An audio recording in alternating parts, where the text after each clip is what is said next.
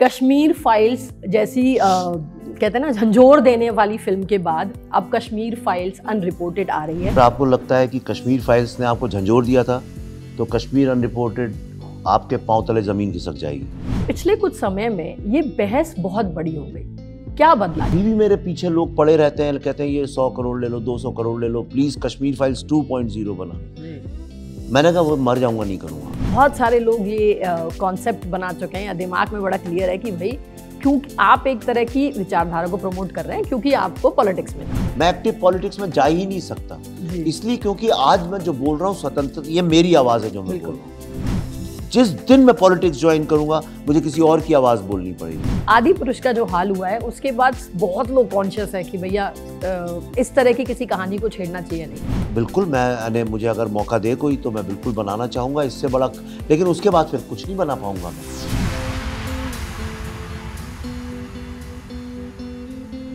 नमस्कार दर्शकों, news 18 Hindi originals में आप सभी का बहुत बहुत स्वागत है और मैं हूं आपकी होस्ट और दोस्त दीपिका शर्मा। आज डी टॉक्स विद बॉलीवुड में मेरे साथ एक ऐसी शख्सियत मौजूद है जिनको जब भी आप सुनते हैं तो फिर लगता है सुन लेना चाहिए, चैन से, तसल्ली से। जब आपके पास फैक्ट्स के साथ कोई बात आती है तो सुनने का मन करता है। तो मैं नहीं बोलती हूँ, सीधे उन्हीं के पास चलते हैं जिनको आपको सुनने का मन कर रहा है। विवेक अग्निहोत्री जी हमारे साथ। सब बहुत बहुत स्वागत है आपका। Thank you very much. Kashmir files जैसी कहते हैं ना झंझोर देने वाली फिल्म के बाद अब कश्मीर फाइल्स अनरिपोर्टेड आ रही है। तो एक साल के गैप के बाद ये डॉक्यूमेंट्री तरह की चीज़ हम ला रहे हैं। क्या ज़रूरत है सर इसकी, स्पेशली आज के समय में? तो अगर आपको लगता है कि कश्मीर फाइल्स ने आपको झंझोर दिया था तो कश्मीर अनरिपोर्टेड आपके पांव तले ज़मीन खिसक जाएगी। इसलिए क्योंकि कश्मीर फाइल्स आई तो हमारे पास इतना रिसर्च मटेरियल था जो कायदे से भारत सरकार को करना चाहिए था।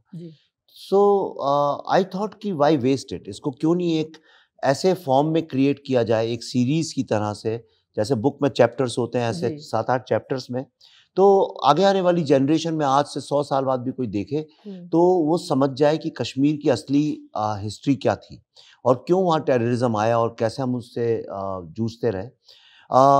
32 साल से यही तो नहीं था हमारे पास, होता तो सब जानते उसके बारे में। सो इसलिए ये बनाने की ज़रूरत पड़ी। एंड मुझे बहुत खुशी इस बात की कि Z5 ने सवाल तक नहीं उठाया क्यों क्या।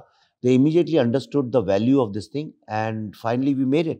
और इसमें जो असली जो विक्टिम्स हैं कश्मीर जेनोसाइड के, उनके टेस्टिमोनियल्स हैं, उसके अलावा हिस्टोरियंस एंड तरह तरह के अलग अलग एक्सपर्ट्स जो हैं कश्मीर पे, उनके टेस्टिमोनियल्स हैं।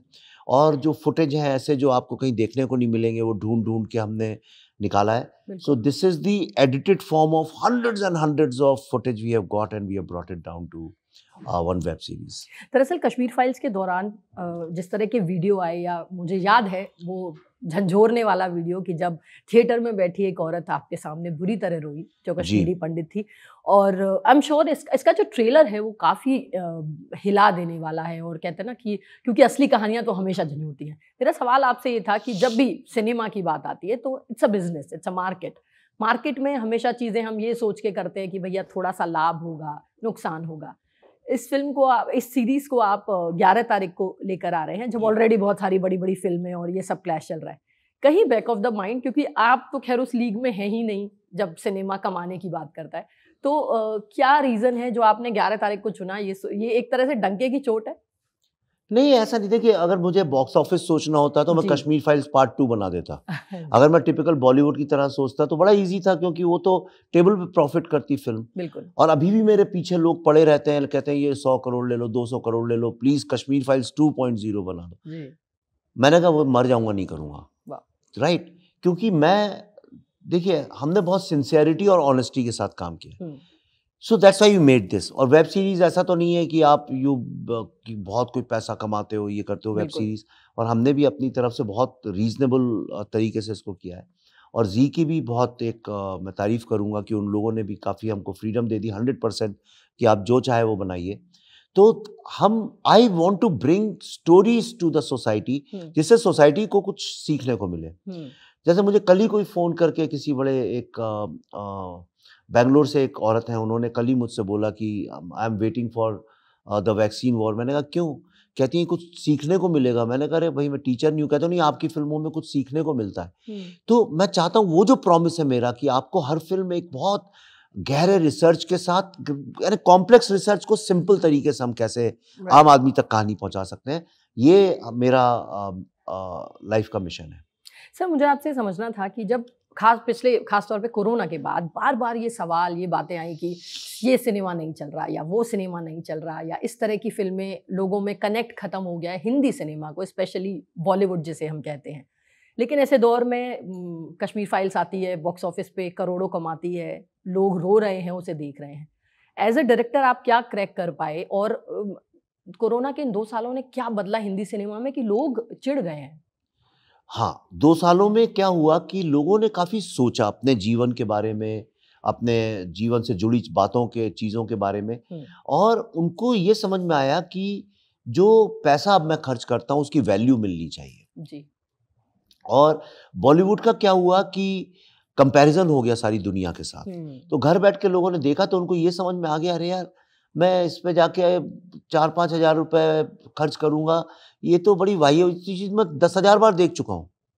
ये क्या है, वही तो फैमिली है, वही तो वो सेम कपड़े पहन के शादियों में डांस कर रही है, कभी लाल पहन लेती है कपड़े, कभी हरे पहन लेती है, कभी 500 डांसर हो जाते हैं पीछे, कभी 600 हो जाते हैं, कभी कम हो जाते हैं। यही तो है, एक फिल्म अच्छी और बुरी इसी बात पे तो तौली जाती है कि उसमें कितने बड़े स्टार्स हैं, कितने कपड़े हैं, कितने सेट लगे हुए हैं और कितने डांस नाच गाने हैं, और तो अंदर कुछ होता नहीं है, राइट। तो आप बड़े से बड़ा डायरेक्टर जो है उसकी फिल्म में जो वो बड़े स्टार के साथ काम करता है, मैं कहता हूँ आप उसका स्टार चेंज करके उसको एक नॉर्मल नॉन स्टार दे दो तो वो डायरेक्टर की वैल्यू ही जीरो हो गई। तो क्रिएटर की वैल्यू अगर स्टार बेस्ड हो जाएगी तो कैसे फिल्म, तो लोग ये बात समझ गए। हाँ। लोगों को दूसरी बात ये समझ में आई कि ये जो मीडिया और मार्केटिंग और पीआर हाइप से जो लोग स्टार बने हुए थे, ये सब नेपो किड्स, मैं वो शब्द नहीं यूज करना चाहता हूँ, मतलब ये सब स्टार्स के बच्चे अच्छे जो फोटो खिंचाते हैं अपनी पीआर को स्पॉटिंग के पैसे दे दे के और स्टार बनते हैं, लोगों को ये समझ में आ गया असली स्टार्स नहीं है। उन्होंने कहा ये परफॉर्मेंस जहाँ पे होगा, तो इसलिए कश्मीर फाइल से एक बात तो तय हो गई है और ये सब मानते हैं बॉलीवुड में कि आज की तारीख में कोई स्टार नहीं है। बिल्कुल कोई स्टार गारंटी नहीं कर सकता। अभी पिछले हफ्ते आप देखिए इंडिया के सबसे बड़े डायरेक्टर की फिल्म आई, सबसे बड़े प्रोडक्शन हाउस की फिल्म आई, सबसे बड़े स्टार्स हैं उसके अंदर, और उनको मार मार के लोगों से कहना पड़ रहा है कि देखो मेरी फिल्म चल रही है, मेरी फिल्म चल रही है। अरे मेरी फिल्म चल रही है क्या इसीलिए फिल्म बनाते हो? ये बोलो कि मेरी फिल्म को देख के लोग कह रहे हैं कि वाह बड़ी अच्छी फिल्म बनाई, या आपने कोई नई चीज कर दी। 3 इडियट्स जैसी फिल्म राजू हिरानी की, अगर समझिए बॉक्स ऑफिस पे मैं कहता हूं 50 करोड़ का भी बिजनेस करती है, क्या फर्क पड़ता है? जितने लोगों ने देखी वो निकल के तो बोलेंगे यार क्या फिल्म थी, मजा आ गया देख के, isn't it? आज भी आपको अर्धसत्य याद होगी, आपको अच्छी छोटी छोटी फिल्में जिन्होंने बिजनेस तक नहीं किया वो याद होंगी आपको। आज 5 साल बाद भी मुझसे लोग ताशकंद फाइल्स की रोक रोक के बात करते हैं, राइट। अच्छी फिल्में लोगों को जिंदगी भर याद रहती हैं, और ये जो हाइप वाली फिल्म है, देखो मैंने 1000 करोड़ का बिजनेस किया, बाद में निकलता है 250 का किया, ये झूठ मूठ की जो पूरी बॉलीवुड की है, इससे लोग तंग आ गए थे। बिल्कुल। तो कश्मीर फाइल्स ने लोगों को ये बताया कि देखो बिना स्टार के, बिना मार्केटिंग के कंटेंट बेस्ड फिल्म बन सकती है। और यही कारण है कि जो भी हमने कश्मीर फाइल्स से जो भी पैसा कमाया वो सारा का सारा हमने द वैक्सीन वॉर में लगा दिया, और हमने एक छोटे बजट की फिल्म है ताकि किसी को नुकसान नहीं हो, and we have made that. So बिल्कुल। नेपो किड्स और नेपोटिज्म का आपने जिक्र किया, बहुत जिक्र हो चुका है, पर मुझे आपसे जानना ये था कि सालों से ये होता रहा है कि सिनेमा में काम करने वाले लोगों के बच्चे सिनेमा में आते रहे हैं। अशोक कुमार की बेटी भी आई, और भी बहुत सारे सितारे हैं जिनके बच्चे आए, और वो अपनी किस्मत से तय करते हैं कि वो चलेंगे या नहीं। लेकिन पिछले कुछ समय में ये बहस बहुत बड़ी हो गई। क्या बदला? क्योंकि पहले के लोग भी अपनी, खासतौर पे अगर हम बात करें, बहुत सारे स्टार्स ऐसे हैं जिनका पारिवारिक संबंध रहा है, लेकिन अब ये सवाल इतना बड़ा क्यों? नहीं, सवाल इतना बड़ा इसलिए, देखिए मैं बिल्कुल अगेंस्ट नहीं हूँ कि अगर एक डॉक्टर का बेटा डॉक्टर बने, एक्टर का बेटा एक्टर बने, या फिल्म मेकर का बेटा कुछ बने, उसमें कोई गलत बात नहीं है। आपने बचपन से एक बच्चे को एक सबकॉन्शियस लेवल पे ग्रूमिंग की है, और जर्नलिस्ट के बच्चे जर्नलिस्ट बन जाए, लॉयर के लॉयर बन जाए, उसमें कोई बुरी बात नहीं है, बिल्कुल बिल्कुल भी बुरी बात नहीं है। एक अच्छे बैट्समैन का बेटा अच्छा बैट्समैन बने या बॉलर बने, ये तो एक अच्छी बात है, इसमें क्या परंपरा आगे जा रही है। आप आपको एक कारपेंटर का बेटा अच्छा कारपेंटर बने तो कोई प्रॉब्लम नहीं, किसान का बेटा किसान बने तो किसी को प्रॉब्लम नहीं है, तो एक्टर का बेटा एक्टर क्यों नहीं बन सकता? बिल्कुल बन सकता है। सवाल वो नहीं है। हाँ। राजनीति में भी अगर एक पॉलिटिशियन का बेटा पॉलिटिक्स में आता है तो कोई प्रॉब्लम नहीं है, आने दो, कोई समस्या की बात नहीं। प्रॉब्लम है नालायक बेटे को खड़ा करने के लिए तुम लायक लोगों के करियर को दांव पे लगाओ। यही बॉलीवुड में भी है, राइट? अगर आप नालायक बेटे या बेटी को खड़ा करने के लिए 10 अच्छे लोगों को चांस उनका रोक रहे हैं तो वो खतरनाक बात है। वरना उसमें क्या है, अरे पृथ्वीराज कपूर के बेटे राज कपूर थे, बड़े अच्छे माशाल्लाह बहुत अच्छे एक्टर थे। फिर राज कपूर के बेटे ऋषि कपूर थे, बहुत अच्छे एक्टर थे। शशि कपूर थे, शम्मी कपूर उनके भाई, बहुत अच्छे एक्टर्स थे, किसी ने आपत्ति नहीं उठाई। आज यश चोपड़ा जी के बेटे आदि चोपड़ा इतना अच्छा चला रहे हैं यशराज फिल्म, किसी ने कोई आपत्ति नहीं उठाई। प्रॉब्लम तब होता है जब आप सब के नाम ही जानती हैं, मेरे को बोलने की जरूरत नहीं है, जिनको कुछ आता जाता ही नहीं है, जिनका कुछ लेना देना ही नहीं है, जो सिर्फ बॉडी बना रहे हैं, उन लोगों के करियर आगे बढ़ाने के लिए जब मैनिपुलेट किया जाता है सिस्टम को, then it's a dangerous thing. Politics की बात करें, जब भी विवेक अग्निहोत्री का नाम आता है, बहुत सारे लोग ये कॉन्सेप्ट बना चुके हैं या दिमाग में बड़ा क्लियर है कि भाई क्योंकि आप एक तरह की विचारधारा को प्रमोट कर रहे हैं क्योंकि आपको पॉलिटिक्स में जाना है। लेकिन पहले तो मुझे जानना है कि जाना है या नहीं जाना। आप मुझे 10,000 करोड़ रुपए भी देंगी तो मैं नहीं जाऊंगा। अच्छा, मैं एक्टिव पॉलिटिक्स में जा ही नहीं सकता, इसलिए क्योंकि आज मैं जो बोल रहा हूँ स्वतंत्र, ये मेरी आवाज है जो मैं बोल रहा हूँ। जिस दिन मैं पॉलिटिक्स ज्वाइन करूंगा मुझे किसी और की आवाज बोलनी पड़ेगी। तो जब मैं अपनी आवाज में बोल सकता हूं तो मैं किसी और की आवाज क्यों बोलूं? जब ईश्वर ने मुझे अपना कंठ और अपनी आवाज दी है तो मैं किसी और का तो वो भोंपू क्यों बजाऊं? सही बात है। आदि पुरुष का जो हाल हुआ है उसके बाद बहुत लोग कॉन्शियस है कि भैया इस तरह की किसी कहानी को छेड़ना चाहिए नहीं। आपके क्या थॉट्स हैं?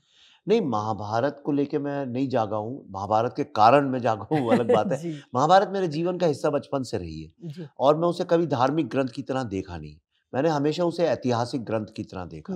मैं उसको भारत का इतिहास मानता हूँ। भारत का इतिहास का मूल सोच जो है वो मेरे ख्याल से महाभारत से ही निकलती है। धर्म की भी जो हम बात करते हैं, रामायण में तो मर्यादा की बात करते हैं, यहाँ धर्म की बात होती है। तो धर्म की जितनी भी बात है, न्याय, धर्म, इसकी मौलिकता की जो बातें हैं वो महाभारत से ही उपजती हैं।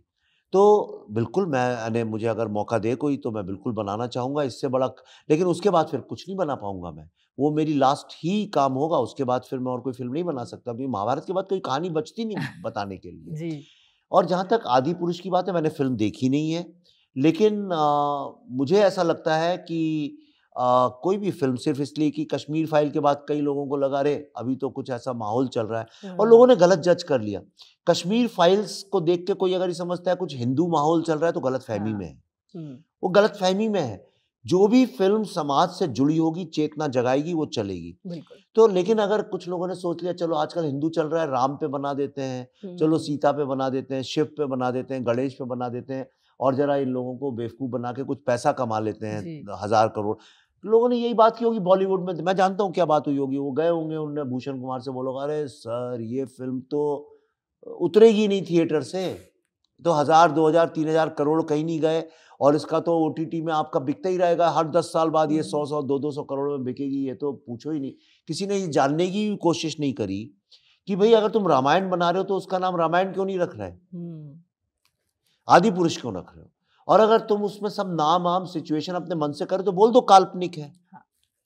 समस्या ही हो गई, उनने कह दिया ये वही है जो आप देखते आए हैं अभी तक, और वहां वो लोग के साथ गलत हो गया। लेकिन गलतियां हो जाती हैं, कोई ऐसी बात नहीं। मनोज जी भी इससे सीखेंगे, जो डायरेक्टर है ओम वो भी सीखेगा और ये भी सीखेंगे कि भाई प्रभास भी सीखेंगे। तो मैं उसमें ज़्यादा इससे ज़्यादा कुछ बोल नहीं सकता हूँ, लेकिन हाँ ये ज़रूर बोलता हूँ कि ये सोच के कि ये चल रहा है वो चल रहा है तो ये फिल्म कर लो, वो फिल्म कर लो, हिंदू मुस्लिम पे फिल्म बना लो। हिंदू मुस्लिम पे ना तो हिंदू लोग फिल्म देखने को तैयार है ना मुस्लिम लोग तैयार हैं। आप सोचें कि जहां भी हिंदू मुस्लिम दंगा हो गया उस पर फिल्म बना लो और वो चल जाएगी, आप इस गलतफहमी में बिल्कुल ना रहिए। और अगर किसी को ये लगता है कि मुस्लिमों को बुरा दिखाने से फिल्म चल जाएगी तो इस गलतफहमी में भी मत रहिए। कोई सोचे हिंदुओं का मजाक उड़ाने से चल जाएगी। हम लोग जब थिएटर के अंदर घुसते हैं 5 मिनट के बाद ना हम हिंदू रहते हैं ना मुस्लिम रहते हैं, उसके बाद वो कहानी और वो कैरेक्टर्स होते हैं और वो इशू होता है जिससे लोग जुड़ते हैं। इतनी सी बात है। क्या बात है। देखिए मैंने इंटरव्यू के शुरुआत में ही आपसे कहा था कि एक ऐसी शख्सियत जिनसे जब आप बात करना शुरू करते तो लगता है सुनते रहिए, क्योंकि तथ्यों के साथ नज़रिया सुनने में बहुत मज़ा आता है। सर बहुत मज़ा आया आपसे बात करके, और 11 तारीख को रिलीज़ हो रही है। Thank you. तो न्यूज़ 18 हिंदी के साथ बने रहिए और बताते रहिए किन और सेलिब्रिटीज से आप मिलना चाहते हैं। धन्यवाद।